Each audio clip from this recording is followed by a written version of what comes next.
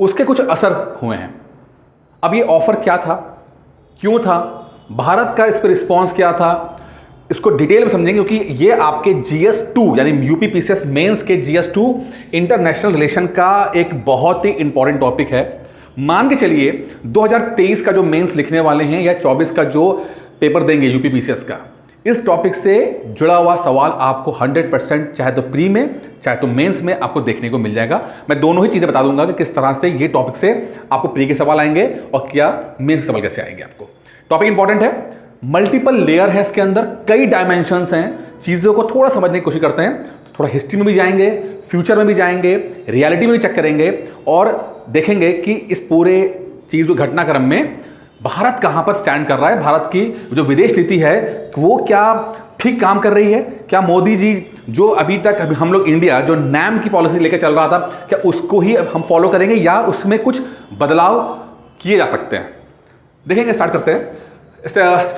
पहले तो एक सवाल लीजिए, चलिए आज आपको है कि which country became the 31st member of NATO. अब ये सवाल बड़ा इंपॉर्टेंट है कि इन चारों में से वो कंट्री कौन सी है जो कि लेटेस्ट है। नेटो के 31 देश हो चुके हैं, उसका 31वां जो देश बना वो कौन सा है? फिनलैंड, स्वीडन, ऑस्ट्रिया, यूक्रेन में से कौन सा कंट्री है? या ऑप्शन आप ये कमेंट बॉक्स में आप लिखिएगा। इसका आंसर में जब ये पूरा पढ़ा देंगे उसके लास्ट में कुछ क्वेश्चंस MCQ में सॉल्व करेंगे, वो भी आप देखने को मिल जाएगा। एक छोटी सी इन्फॉर्मेशन दोस्तों ये है कि 17 मंथ्स का कोर्स हम आपको ऑफर कर रहे हैं यूपीसीएस 2024 के लिए, जिसमें प्री और मेंस पढ़ाया जाएगा। वीडियोस PDF टेस्ट के माध्यम से आपकी तैयारी कराई जाती है, हर चीज आपको यहां से मिलती है, कुछ भी आपको बाहर से परचेस करने की जरूरत नहीं है। फीस मात्र 5,999 रुपए है और इसके लिए 9919521555 पे कॉल करके इस कोर्स की जानकारी ले सकते हैं। खासकर वो लोग जो पढ़ नहीं पा रहे हैं, जो डिसिप्लिन नहीं हो पा रहे हैं, जिनके बहुत सारे मसले रहते हैं लाइफ को लेकर, उनके लिए खासकर है ये कोर्स बहुत अच्छा है। पूरी जिम्मेदारी हमारी होती ना सिर्फ स्टडी मटेरियल को लेकर, बल्कि आपको किस तरह से पढ़ाना है, किस तरह लेक्चर्स आपसे पढ़वाने हैं। आप खुद नहीं पढ़ पाओगे तो यहाँ से किस तरह से एक पूरी टीम आपके साथ लगती है आपको पढ़ाने में, वो सब आपको यहाँ पे देखेंगे। चलिए एक छोटा सा और इन्फॉर्मेशन दोस्तों है कि आरओ के लिए एक टेस्ट सीरीज स्टार्ट कर दी, बिगेस्ट टेस्ट सीरीज है। देखिए 6 महीने की टेस्ट सीरीज चलेगी। अभी तक कोई भी हिंदुस्तान में 6 महीने की टेस्ट सीरीज लेकर नहीं आता है, 6 मंथ्स की टेस्ट सीरीज लेकर आएंगे। इसमें 300 से ज्यादा टेस्ट होंगे, छोटे बड़े, सेक्शनल और फुल लेंथ दोनों टेस्ट होंगे। इसमें परीक्षा वाणी, घटना चक्र, PN पांडे, करंट अफेयर्स, जितनी भी आरओ के लेकर इंपॉर्टेंट चीजें हैं सब पूरा कवर कराया जाएगा इसके अंदर। ठीक है, हर हफ्ते 4 टेस्ट होंगे, हर 4 टेस्ट, छोटे बड़े सब मिला के टेस्ट हर हफ्ते होंगे। ठीक है, और एक सही प्रोसेस फॉलो करने की कोशिश की जाएगी। सही प्रोसेस फॉलो करेंगे तभी आप पीसीएस बनोगे। फीस मत मात्र रखिए 1499 रुपए। टेस्ट सीरीज है, 6 महीने की है, 300 टेस्ट हैं। इसके लिए भी आप 9919521555 पे कॉल करके इस टेस्ट सीरीज की जानकारी ले सकते हैं। तो आपका यूपीपीसीएस के लिए बात बता दी मैंने और आपका आरओ के बता दिया। अब स्टार्ट करते हैं मेन खबर। India declines US offer, won't join NATO. अभी देखिए ये टॉपिक बड़ा इंपॉर्टेंट है। नेटो ने, देखिए नेटो क्या है मैं बताऊंगा अभी आपको। अभी जो खबर आई पेपर में कि भाई नेटो अमेरिका का एक ऑर्गेनाइजेशन है, उसने इंडिया को ऑफर दिया, बोला आ मिल जाओ हमसे आके, आप हमारी जो मेंबरशिप है ले लो। ठीक है, इंडिया ने कहा कि no thank you very much, आपने हमें ऑफर दिया बहुत अच्छी बात है, बट हम लोग ज्वाइन नहीं करेंगे। अब इसके पीछे कई मसले हो सकते हैं। अब पहले मैं समझाता हूँ कि GS2 में कौन सा टॉपिक आपको यहां पर देखने को मिलेगा। जैसे 18 पॉइंट है GS2 का, जो 18 पॉइंट है, GS2 का 18 पॉइंट है। ठीक है, ये आप देख रहे हैं, India and it's relationship with the neighbouring countries. अब यहां पर नेटो बहुत इंपॉर्टेंट रोल प्ले करेगा जब चाइना आएगा इसके अंदर। ठीक है, पाकिस्तान आएगा इसके अंदर। Bilateral, regional and global grouping. अब नेटो एक ग्लोबल ग्रुपिंग है, ये टॉपिक वहां के लिए इंपॉर्टेंट है। Effects of policies and politics of developed and developing countries. India developing country है, अमेरिका डेवलप कंट्री है, तो इन दोनों की पॉलिसीज कैसे आपस में एक दूसरे को मतलब इन्फ्लुएंस कर सकती हैं। और important international institutions, agencies and structure mandate function. तो आप समझो कि 4 टॉपिक में से कोई ना कोई आपको यूपीपीसीएस मेंस में आपको आएगा। और प्री के तो मैंने क्वेश्चन आपको दे ही दिया आपको, तो कितना इंपॉर्टेंट टॉपिक है, इसीलिए मैं कह रहा हूं कि थोड़ा सा इसको डिटेल समझने की कोशिश करेंगे हम लोग। Subrahmanyam Jaishankar, the external affair minister, said that the India has no intention to join NATO, North Atlantic Treaty Organization. NATO का फुल फॉर्म क्या है? North Atlantic Treaty Organization. इसकी हिस्ट्री पढ़ेंगे अभी हम लोग।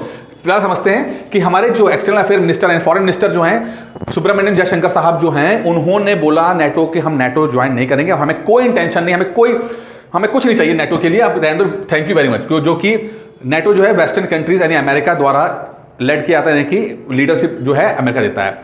ही स्टेटेड, उन्होंने कहा that joining this western alliance is not in India's favour. अब ये बहुत इंपॉर्टेंट बात है, इंडिया के फेवर में नहीं है। अब ये अच्छा नेटो के साथ क्या, नेटो कंट्रियां मरी जा रही हैं कि हमें नेटो में ज्वाइन कर लो। पाकिस्तान तो बिल्कुल लेटा हुआ है कि बस किसी तरह से हमें नेटो ज्वाइन करा लो, लेकिन इंडिया को ऑफर किया जा रहा है और इंडिया मना कर रहा है। और जयशंकर बोलते हैं कि इंडिया के फेवर में नहीं है, इंडिया को नुकसान हो जाएगा। वो नुकसान क्या होगा हम देखेंगे, ठीक है, इसके अंदर पूरा तो आराम से देखते हैं। पहले समझते हैं व्हाई इज इन न्यूज। अब ये खबर ही ये क्यों आई है? ये खबर इसलिए आई है कि अमेरिका का एक कांग्रेस एक होता है, एक कमेटी है, ठीक है। India stands comes in the response to recent recommendation from, एक रिकमेंडेशन किसने दी? कांग्रेस कमेटी ने एक रिकमेंडेशन दी है कि भाई जो यूनाइटेड नेशंस को मतलब जो नेटो को और मजबूत करना है तो नेटो प्लस लेके चलना है। देखिए नेटो है और नेटो प्लस है, तो कांग्रेस कमेटी ने बोला कि भैया अगर आपको नेटो को और मजबूत करना है तो नेटो प्लस ला लो। अब प्लस का मतलब यहां पे क्या है? प्लस का मतलब है bye including India, NATO plus is including India. NATO plus is a security arrangement that includes NATO members and 5 aligned members. यानी कि जो 31 कंट्रियां हैं नेटो की वो तो होंगी, प्लस 5 कुछ और पावरफुल कंट्रीज होंगी। तो अगर ये 36 कंट्रियां आपस में मिल जाती हैं तो देखिए क्या मजेदार आता है। तो कहा कि नेटो को और मजा आ जाएगा, एक स्टेप और आगे चला जाएगा इसके अंदर, ठीक है। तो यहां पर अभी कमेटी बोली, अभी नेटो क्या है मैं बताऊंगा, अभी हिस्ट्री पढ़ेंगे नेटो के बारे में। अभी मैं जस्ट आपको खबर बता रहा हूं, खबर क्या चीज है कि नेटो को मजबूत करना है तो नेटो प्लस लेके चलना है।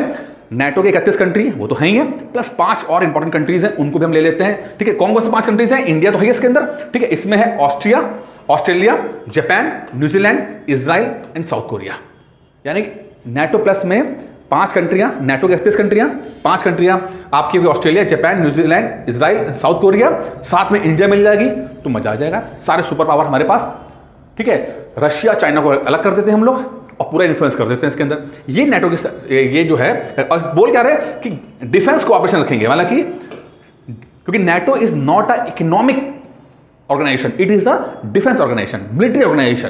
क्या बोलता है? बोलता है कि देखो नेटो कंट्री के ऊपर एक, देखिए सबसे इंपॉर्टेंट जो बात है, नेटो कंट्री के किसी भी कंट्री के ऊपर अगर हमला होता है, 31 कंट्रियां हैं फिलहाल नेटो में, अगर उन 31 कंट्रियों में से किसी एक के ऊपर भी हमला होता है तो यह समझा जाएगा कि नेटो के ऊपर हमला किया रहा है, तो सारे नेटो कंट्री मिलकर उसको मारेंगे। यानी अगर आप फिनलैंड को जाकर आंखें दिखा दो, अगर कुछ बम डाल दो, तो फिनलैंड तो बहुत छोटा कंट्री है, तो सारे नेटो कंट्री, अमेरिका, कनाडा, ये वो सब मिलके उस कंट्री कैसे कर देंगे, तो एक तरह का प्रोटेक्शन हो जाता है। अब यहां पर अमेरिका इतना बड़ा वो दे रहा है, एक ऑफर दे रहा है, ठीक है, और इंडिया मना कर रहा है, ठीक है। इंडिया मना कर रहा है, इंडिया कह रहा है नहीं हम नहीं लेंगे, ठीक है। तो इंडिया क्यों मना कर रहा है इसके बारे में पढ़ेंगे, इंडिया किस बेस पे मना कर रहा है हम इसके बारे में पढ़ेंगे, ठीक है। पहले पढ़ते हैं हिस्ट्री ऑफ नेटो। नेटो की हिस्ट्री क्या है?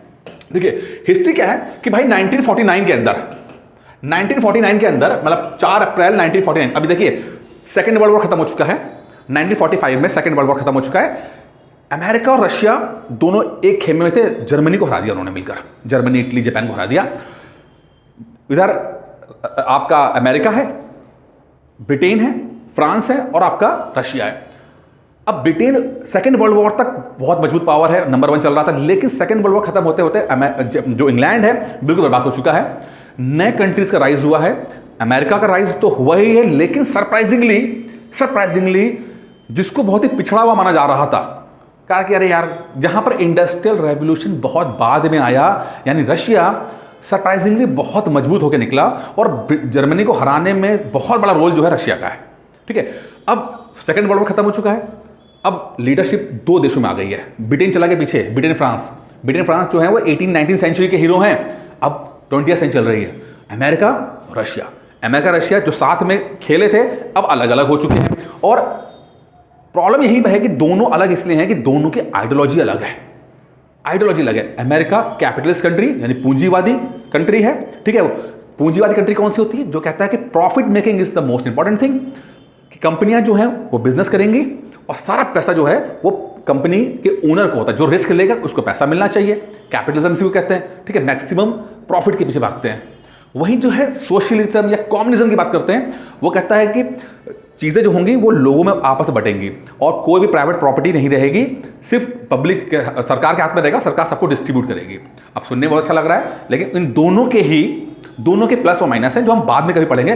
फिलहाल ये दो डिफरेंट आइडियोलॉजी हैं, रशिया की आपकी सोशलिस्ट आइडियोलॉजी और अमेरिका की आपकी कैपिटलिस्ट आइडियोलॉजी। और अब मैं आपसे कहूं कि एक वक्त ऐसा था कि जो हिटलर का राइज हुआ, उस राइज के पीछे भी ये कारण था कि अमेरिका और ब्रिटेन को लगता था कि चूंकि हिटलर जो है वो सोशलिज्म के बहुत खिलाफ था, तो हिटलर को पनपने देने के पीछे भी यही था कि चलो अच्छा है कि ये सोशलिज्म खत्म कर देगा ये।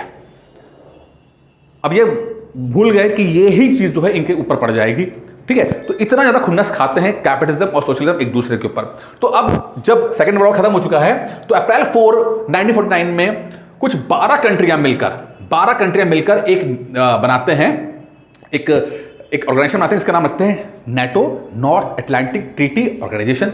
12 कंट्री हैं शुरू में, फाउंडिंग मेंबर्स हैं 12, अभी कितनी 31 हैं, 12 पहले थे 31 हो चुके हैं, ठीक है। अच्छा, अब किस लिए बना रहे हैं? Response to the growing Soviet influence, and the threat to communism. यही बात कह रहा हूं मैं कि कम्युनिज्म से रोकना है। आइडियोलॉजी की बात हो रही है, आइडियोलॉजी की, यहां पर रिसोर्सेज नहीं लड़ना है, अब आइडियोलॉजी विचारधारा की बात है, और विचारधारा की लड़ाई आप सेकंड जो हाफ ऑफ 20th सेंचुरी पूरा चला है इसके अंदर, ठीक है। और एक कोल्ड वॉर का मेन था कि आइडियोलॉजी, अमेरिका बोलता है कैपिटलिज्म इज द बेस्ट और रशिया बोलता है सोशलिज्म और कम्युनिज्म द बेस्ट, ठीक है। अच्छा, अब क्या है, अब यहां पे देखते थोड़ा सा एक चीज है, ये शुरू के 12 कंट्रीज आप देख रहे हैं यहाँ पे, कौन कौन से शुरू के 12 फाउंडिंग मेंबर्स हैं हम देख लेते हैं, जो हल्के हल्के कलर के अंदर हैं 12 मेंबर होंगे। आपका आइसलैंड, कनाडा, ये 12 फाउंडिंग मेंबर, ठीक है। अमेरिका, यूके, इधर Norway, Denmark, Netherland, Belgium, Luxembourg, France और ये पुर्तगाल। 1 2 3 4 5 6 7 8 9 10 11 और एक कंट्री और होगी यहाँ पे कहीं नीचे, इसमें ये आपका स्लोवेनिया, इटली, ठीक है। अब आप देखिए, अब आप बड़ी इंटरेस्टिंग बात देखिए कि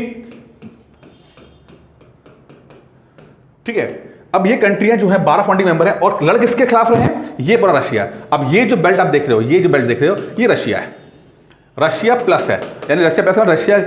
रशिया और रशिया से संबंधित जो इसकी आइडियोलॉजी से इन्फ्लुएंस कंट्री है, बेलारूस हो गया, यूक्रेन हो गया, वो कंट्रीज है, ठीक है। अब ये स्टार्टिंग देखिए, आप देख रहे हो कि ये जो है कम्युनिज्म इधर ना फैल जाए, क्योंकि यहां पर कैपिटलिज्म है, ये कैपिटलिज्म है, ये कैपिटलिज्म है और ये कम्युनिज्म है,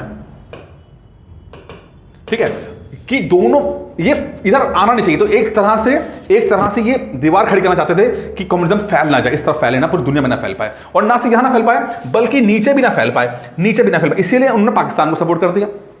पढ़ेंगे किसी दिन और पढ़ेंगे कि पाकिस्तान को जो अमेरिका का इतना सपोर्ट था, क्यों था? क्योंकि पाकिस्तान गोदी में आके बैठ गया, उन्होंने कहा कि आप हमें पैसे दो, हम ना कम्युनिज्म को रोक देंगे। क्योंकि हिंदुस्तान में तो नेहरू एंड पार्टी थी, क्योंकि इंडिया की फ्रीडम स्ट्रगल के लोग सोशलिज्म से इन्फ्लुएंस थे, गए थे रशिया, गए थे, क्योंकि लड़ किससे रहते, वो लड़ तो कैपिटलिज्म से रहते ना। Britain is an example of capitalism, Britain तो कैपिटलिज्म का एग्जाम्पल है, तो सोशलिज्म का उनको सोशलिज्म से इन्फ्लुएंस होना बनता है। तो पाकिस्तान गया, पाकिस्तान ने बोला कि आप हमें पैसे दे दो साहब, हम सोशलिज्म को आने नहीं देंगे यहाँ अंदर, ठीक है। अब ये देखिए, अब उसके बाद देखिए कि कंट्रीज कौन कौन से, जर्मनी आया, पोलैंड आया, 95 में जर्मनी आ गया, 55 जर्मनी आ गया, पोलैंड आ गया, एस्टोनिया, लतविया, लिथुआनिया, हंगरी, क्रोएशिया, ये वो सब आप पूरा देखोगे, यूरोप पूरा का पूरा भर गया और रशिया को साइड लाइन करने की कोशिश लगातार की जाने लगी है, ठीक है। अच्छा, अब आप देखो यहाँ पे एक बहुत अच्छा कॉम्पैरेटिव स्टडी है, वॉर्सो पैक्ट हुआ है, एक वॉर्सो पैक्ट है, ये रशिया का है और नाटो का है आपका। अब 1990 में, अब देखिए, अब ये यूरोप का मैप देख रहे हो, 1990 में दोनों कंट्रीज जो हैं लड़ रहे हैं। ये देखिए यहाँ पर एक पूरी ये चल रहा है कि यहाँ से कम्युनिज्म जा रहा है, यहाँ से कैपिटलिज्म इसको फेवर करने के लिए आ रहा है, इस तरह से आ रहा है धीरे। अब जो ये वाइट कंट्रीज है, ये वाइट है यहाँ पर, ये न्यूट्रल कंट्रीज हैं, न्यूट्रल है, ठीक है।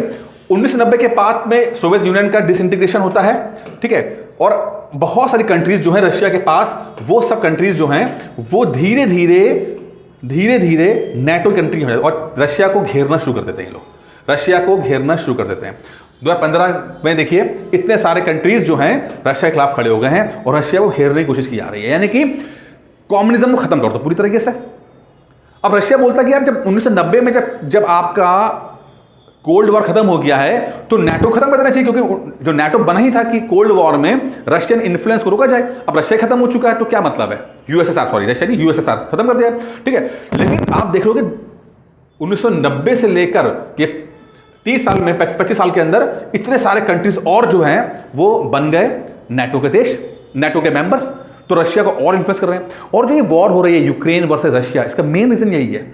अब देखो ना, यूक्रेन यहां पर है, अब यूक्रेन कहता है कि हम भी नाटो में जाएंगे, रशिया कहता है कि यार तू मेरे बगल में बैठा हुआ है, अगर मेरे बगल में ही नाटो फोर्सेस आ जाएंगे तो मेरी जो सिक्योरिटी कितना बड़ा खतरा हो जाएगा। अब आप बोलोगे नो मेरी मर्जी है, इट्स माई चॉइस, तो इट्स माई चॉइस हर जगह नहीं चलती ना, यहां पर बिल्कुल चलती, क्योंकि रशिया अगर जैसे ही यहां पर यूक्रेन इसका पार्ट बनता है तो यहां पर सारी मिसाइल्स, अमेरिकन मिसाइल्स यहां पे आ जाएंगी, तो रशिया को बहुत ज्यादा थ्रेट मिल जाती है। यही कारण है रशिया और यूक्रेन वॉर का। अब पहले तो अमेरिका वालों ने यूक्रेन को बोल दिया शाबाश लड़ लो हम तुम्हारे साथ हैं, और जब लड़ना शुरू कर दिया तो खाली पैसा दे रहे हैं और थोड़ा बहुत हथियार दे रहे हैं, आदमी नहीं भेज रहे, क्योंकि अमीर आदमी को मरने से बहुत डर लगता है। तो कोई अमीर कंट्री जो यूरोप की कंट्री है कोई लड़ नहीं रही यूक्रेन को, यूक्रेन के लोग मर रहे हैं वहां पे, बस उसको बेचारे को पंगे में डाल दिया और फंसा पड़ा हुआ यूक्रेन वहां पे। खैर ये तो आपको थोड़ा मैंने हिस्ट्री बताई है, ठीक है। अब ऑफर जो मिला, अब आज के करंट सिनेरियो की बात करते हैं, मैंने अभी थोड़ा नेटो के बारे में बताया, अब करंट सिनेरियो की बात करते हैं। It's aim to enable seamless intelligence sharing. मिलेगा क्या इंडिया को, कहता भाई तुम्हें सारी तुम्हें हम इंटेलिजेंस दे देंगे, तुम्हें CIA, MI6 इस सब तुम्हें इंफॉर्मेशन देंगे, इंटेलिजेंस सर्विसेज तुम्हें सपोर्ट करेंगी, आपस में पूरा शेयर हम कर लेंगे, साथ में इंडिया को मिलेगा एडवांस मिलिट्री टेक्नोलॉजी।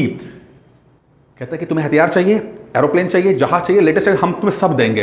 अभी क्या मिलता है, बट डिले मिलता है, देर मिलता है। जब मेन हथियार नहीं बेचते ना, जो मेन हथियार है वो नहीं बेचा जाता है, पहले वो मेन हथियार अपने पास रखा जाता है, और जब तक उसका सब्स्टिट्यूट ना आ जाए, यानी कि नया वर्जन ना आ जाए, पुराना वाले को नहीं बेचते। जैसे कि आईफोन के साथ है, आईफोन 14 जब तक लॉन्च नहीं होगा तो आईफोन 13 के रेट कम नहीं होंगे, जैसे आईफोन 14 आया आईफोन 13 सस्ता हो गया, ठीक है, कुछ ऐसा ही है। तो कह रहे हैं कि अगर तुम नेटो में आ जाओगे तो तुम्हें हम तुरंत लेटेस्ट टेक्नोलॉजी तुम्हें दे देंगे और साथ में इंफॉर्मेशन शेयरिंग करा देंगे तुम्हारे साथ, ठीक है। ये इंडिया को दे रहे हैं। हाउ इंडिया रिजेक्टेड, इंडिया ने कहा ना भाई ना, सॉरी हमें नहीं चाहिए, इंडिया रिजेक्ट कर दिया। NATO template does not apply to India. कहते नेटो का जो कॉन्सेप्ट है वो इंडिया को सूट नहीं करता। क्यों नहीं सूट करता, आइए पढ़ लेते थोड़ा सा इसको। India has rejected the offer because it can counter and tackle China and its aggression on its own। क्या चाइना की बात है ना, अच्छा ये क्या बोल रहे थे कि देखो तो हमसे मिल जाओ, चाइना तुम्हारा कुछ नहीं कर पाएगा। तो इंडिया बोला है देखो हमें चाइना की चिंता नहीं है, चाइना को तो हम संभाल लेंगे। क्यों संभाल लेंगे, एक तो इंडिया और चाइना के मिलिट्री में बहुत ज़्यादा डिफरेंस नहीं है, फर्स्ट ऑफ ऑल बहुत डिफरेंस नहीं है। अब इसका एग्जाम्पल लेते हैं, रशिया अगर मान लेते हैं मिलिट्री के अंदर रैंक 2 है, लेट्स सपोज 1 पे अमेरिका ले लेते हैं, 2 पे रशिया ले लेते हैं, मिलिट्री के अंदर एक रैंकिंग की बात कर रहा हूं मैं। यूक्रेन जो है 24 था, अब रैंक नंबर 24 ने रैंक नंबर 2 को इतना नौको चने चबवा दिया, 1-1.5 साल से फंसा रखा है। तो समझिए कि मिलिट्री यहाँ पर चाइना और इंडिया के डिफरेंस तो बहुत ज़्यादा नहीं है ना, 2-4 रैंकिंग का नंबर का ही फर्क होगा, बहुत डिफरेंस नहीं है। तो इतना ज़्यादा गैप नहीं है, बहुत गैप नहीं है। और दूसरा जो सबसे इंपॉर्टेंट है वो ज्योग्राफिकल सेपरेशन। हिमालय कहते हैं हिमालय के बीच में आने से, हिमालय इतना बड़ा एक बैरियर है चाइना और इंडिया के बीच में, जिसको ना इंडिया पार करने की क्षमता रख पाता है ना चाइना पार करने की क्षमता रख पाता है। आप पार कर दोगे कोई दिक्कत नहीं, लेकिन आप सोचो कि उसको पार करके मैं लड़ाई लड़ सकूं, मैं इम्पॉसिबल है, बहुत मुश्किल हो जाता है कि इंडिया और चाइना अपना पूरा सारा सामान ले जाकर वहां पर बाकायदा लड़ाई लड़ पाएं, इम्पॉसिबल है। यही कारण है कि चाइना और इंडिया में छोटी-छोटी लड़ाइयाँ तो हो जाती हैं, हाथापाई हो जाएगी, कुछ छोटी-छोटी हो जाएगी। 1962 की लड़ाई बहुत बड़ी लड़ाई नहीं थी, छोटी लड़ाई थी, ठीक है, लेकिन आपको एक फुल फ्लैश्ड वॉर वो इम्पॉसिबल है।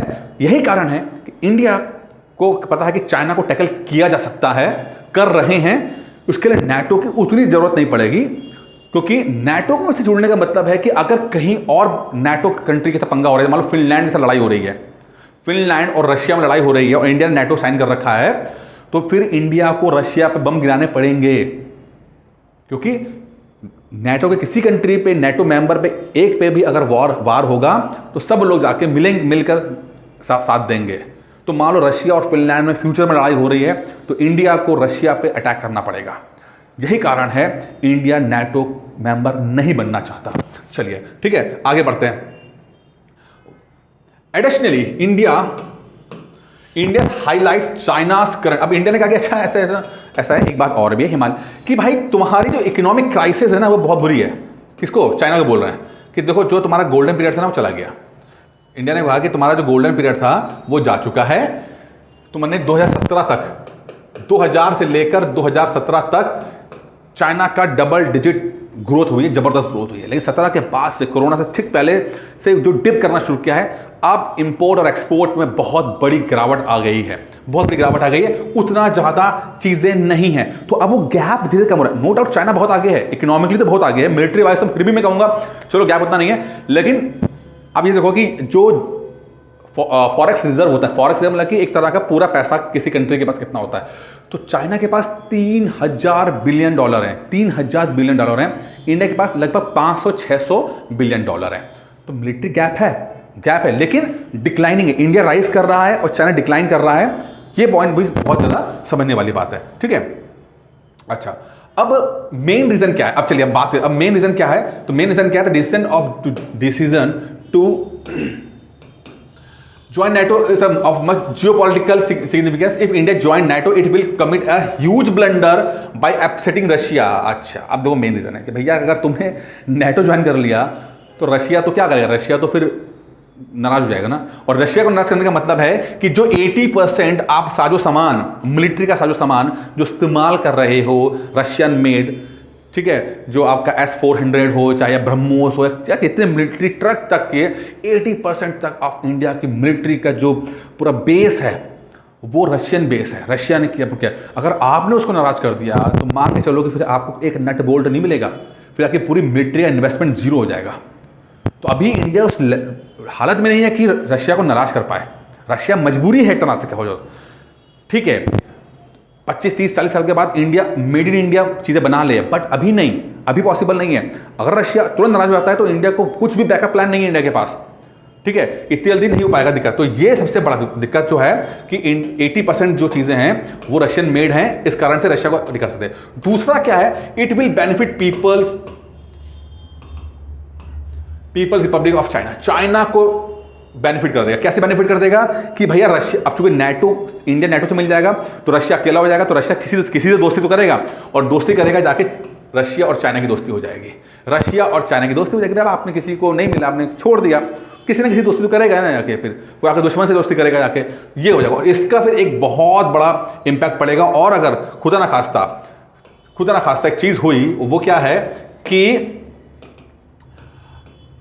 पाकिस्तान तो वैसे आवारा बंदा है ही है, ठीक है, पाकिस्तान तो वैसे ही घूमता रहता है। तो रशिया मिल गया, चाइना मिल गया, और अगर पाकिस्तान मिल जाएगा तो समझो कि इंडिया की हालत क्या होगी। इधर रशिया, इधर पाकिस्तान, और इधर चाइना, इधर पाकिस्तान, और बीच में इंडिया का जो मिलिट्री है उसके 80% जो वेपन है वो रशिया के वेपन है। रशिया आपको कुछ एक गोली नहीं दे रहा, एक नट बोल्ट नहीं दे रहा। तो इंडिया किस तरह से सर्वाइव करेगी इस सिचुएशन में? फिर नाटो भी नहीं बचा पाएगा, फिर दिक्कत आएगी इंडिया। क्योंकि देखिए नाटो हो या पैटो हो, कोई दिक्कत। अब देखो एक छोटा सा देखते हैं। अब चूंकि अभी एक चीज़ देखने को मिली है कि शहबाज शरीफ ने ट्वीट किया, जो पाकिस्तान के जो पीएम है, उन्होंने बोला I have fulfilled another of my promise to the nation. Glad to announce that the first Russian discounted crude oil cargo has arrived in Karachi and will begin oil discharge tomorrow. क्या कह रहे हैं कि Russia का जो तेल है, सस्ता तेल है, वो पहला कंसाइनमेंट जो है वो कराची पहुंच गया है पाकिस्तान को।